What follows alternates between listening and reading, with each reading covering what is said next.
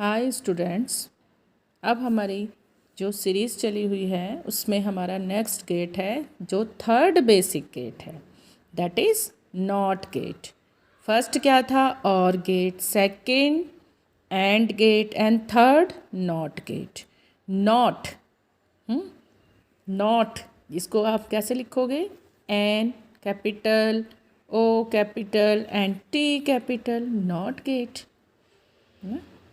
Gate वही definition, but यहाँ पर क्या है? यहाँ पर आपका सिंगल इनपुट एंड आउटपुट तो सिंगल होता ही है, तो यहाँ पर एक ही इनपुट होगा। तो a logic gate which has one input and one output. But speciality क्या है इसकी?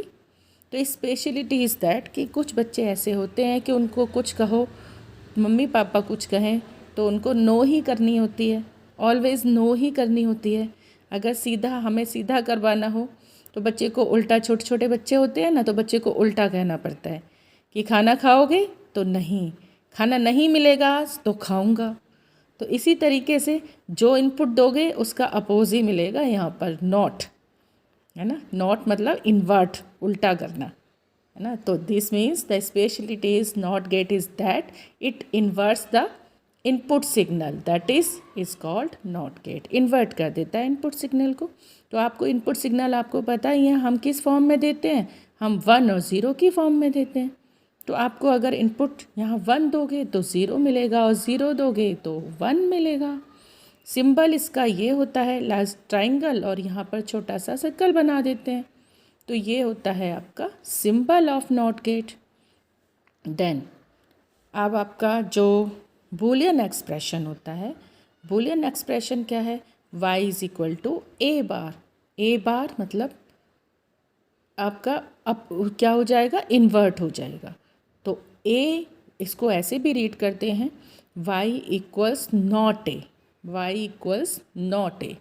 1 bar is equal to 0 and 0 bar is equal to 1। तो आप अगर 0 रखोगे तो 1 और 1 रखोगे तो 0। बड़ा सिंपल है। तो 0 का 1 और 1 का 0, है ना, सिंपल। आप देखो नॉट गेट तो बड़ा सिंपल रहा, तो इसका सर्किट डायग्राम हम इसी वीडियो में पढ़ा देते हैं। तो नॉट गेट का ये सर्किट डायग्राम है आपका। नॉट गेट का सर्किट डायग्राम देखो बच्चों, ये वाली लाइन है ना, इसको आप नहीं करना, क्योंकि ये हम जब इसका सिंबल सर्किट डायग्राम के बाहर जो सिंबल बनाते हैं तो हमारा ये सारा इसके अंदर होना चाहिए, है ना। इसलिए ये लाइन कंसिडर नहीं करनी है, ये वाली कंसिडर करनी है। ओके। तो अब हमारा सर्किट डायग्राम से एक्सप्लेनेशन नॉट गेट का कैसे होता है, कैसे ये मना करता है हर चीज़ को। 1 दो तो 0 देता है, 0 दो तो 1 देता है। तो देखो यहाँ हमने छोटा सा ये ट्रुथ टेबल भी ड्रॉ कर दी है। क्या करते हैं, क्या लगाते हैं इसमें? इसमें हम यूज़ करते हैं NPN ट्रांजिस्टर। ये देखो एक ट्रांजिस्टर है, ये रजिस्टेंस है, ये भी रजिस्टेंस है, बैटरी है, ग्राउंडेड है इसका एक, ऐसे ये बैटरी और ये भी ग्राउंडेड है। यहाँ पर LED है जो ऑन और ऑफ करके हमें आउटपुट देती है, बस। और यहाँ आपका Y पर हमें जो भी मिलेगा आउटपुट वो हमें सिग्नल कौन देगा? LED देगी। ठीक है, तो स्टार्ट करते हैं कैसे वर्क करता है। तो ट्रांजिस्टर की वर्किंग आपको पता ही होगी। तो ट्रांजिस्टर ये NPN ट्रांजिस्टर है, देखो NPN। जब इस तरह से होता है तो ये होता है आपका कॉमन, यहाँ पर आपका जो है वो कॉमन एमिटर है ना, कॉमन एमिटर ट्रांजिस्टर है इसका। ये देखो इधर इसका यहाँ पर बेस है, यहाँ नीचे कॉमन एमिटर है, और ये आपका कलेक्टर है। ये देखो collector, base, emitter, this is NPN transistor. इन दोनों के जंक्शन को बोलते हैं बेस एमिटर जंक्शन, इन दोनों के जंक्शन को बोलते हैं कलेक्टर बेस जंक्शन या बेस कलेक्टर जंक्शन। यहाँ से इनपुट हमने गिवन करना है, यहाँ हमको कलेक्टर के अलोंग हमें आउटपुट मिलता है, जो आउटपुट हमारा यहाँ पर हमने देना है। ठीक है, तो अगर बेस एमिटर जंक्शन आपका फॉरवर्ड बॉयस होगा तो आपकी एमिटर करंट आएगी, देन कलेक्टर करंट आएगी, इस तरह से होता है। अगर बेस एमिटर जंक्शन आपका रिवर्स बॉयस होगा तो नहीं मिलेगी करंट, ये आपको पता होगा ट्रांजिस्टर की वर्किंग में। तो आ जाते हैं हम यहाँ पहले की तरह।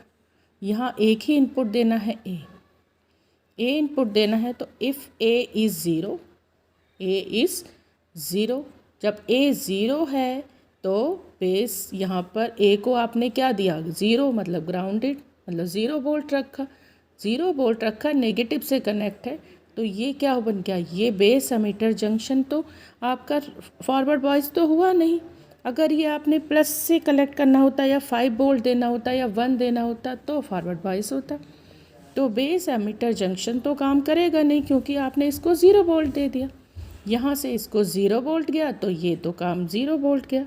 तो फिर ये तो इसके अक्रॉस जो आपने ये आपका कंडक्ट नहीं होगा। जब कंडक्ट नहीं होगा तो आपकी करंट जो होगी बेस एमीटर जंक्शन में, जो एमीटर और बेस करंट है, बोथ बेस करंट और एमीटर करंट ये तो ज़ीरो होंगी। अब जब बेस करंट और एमीटर करंट ज़ीरो हुई है ना, तो फिर क्या आ गई आपकी कलेक्टर करंट भी ज़ीरो हो गई, कलेक्टर करंट भी ज़ीरो हो गई। अब कलेक्टर करंट ज़ीरो हो गई तो इसके थ्रू ये जो रेजिस्टेंस है, देखो इस पर भी हमने लगाया हुआ है ना, यहाँ पर 5 वोल्ट, यहाँ आपका 0 वोल्ट।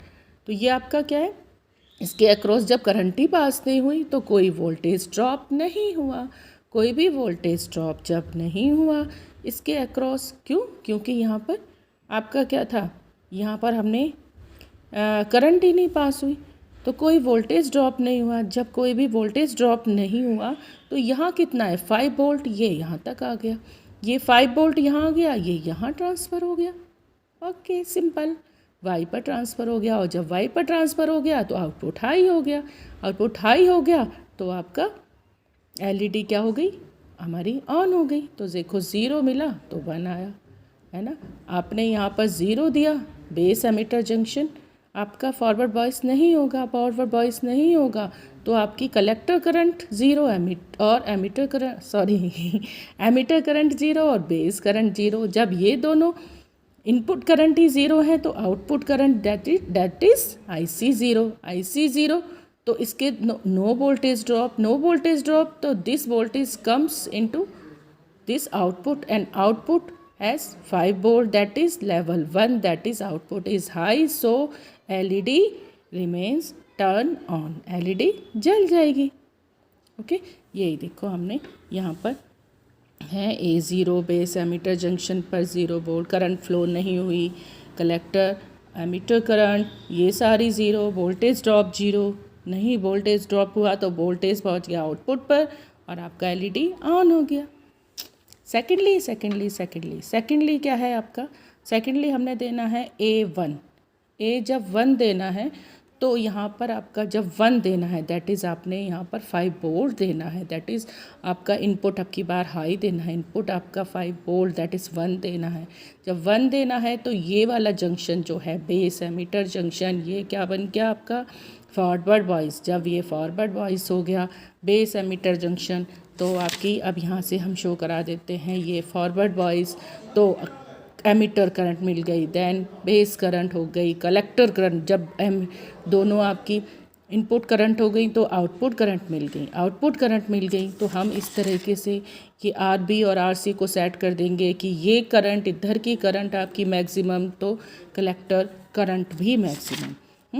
तो आपकी यहाँ पर इस केस में क्या हो गया आपका IC आपकी, तो आपका जो ट्रांजिस्टर है वो सैचुरेशन स्टेट में आ गया, है ना, सैचुरेशन स्टेट में आ गया।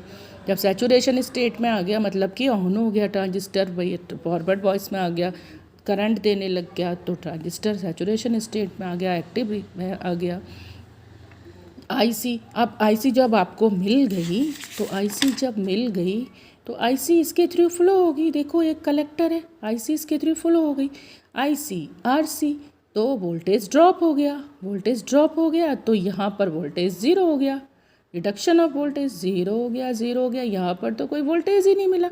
तो Y आपका क्या हो गया, आउटपुट पर voltage 0 volt, that is low output, that is LED remains of. ठीक है, और पहले वाला जो केस था जिसमें यहाँ पर कोई कलेक्टर करंट, ये वाला केस था, इसमें जो कलेक्टर करंट यहाँ पर 0 थी, तो उस केस में जब emitter current 0, collector current 0, base current 0, इस केस में, तो उस केस में आपका ट्रांजिस्टर कट ऑफ स्टेट में था, कट ऑफ, कोई करंट दे ही नहीं रहा था, कट ऑफ स्टेट में था, तो ये वोल्टेज ड्रॉप भी नहीं था, तो ये वोल्टेज यहाँ पहुँच रहा था। और जब फॉरवर्ड बॉयज़ था यहाँ पर, तो ये दूसरा केस जो था जिसमें फॉरवर्ड बॉयज़ था, जहाँ A1 था, उस केस में वोल्टेज ड्रॉप हो गया, वोल्टेज ड्रॉप हो गया तो यहाँ पर कोई वोल्टेज नहीं, तो ज़ीरो, दैट इज़ ज़ीरो। तो ये इसकी आपकी वर्किंग हो गई, ठीक है, ये आपकी वर्किंग हो गई नॉट गेट की, जो कि ट्रुथ टेबल को आपकी सेटिस्फाई करती है। समझ आया?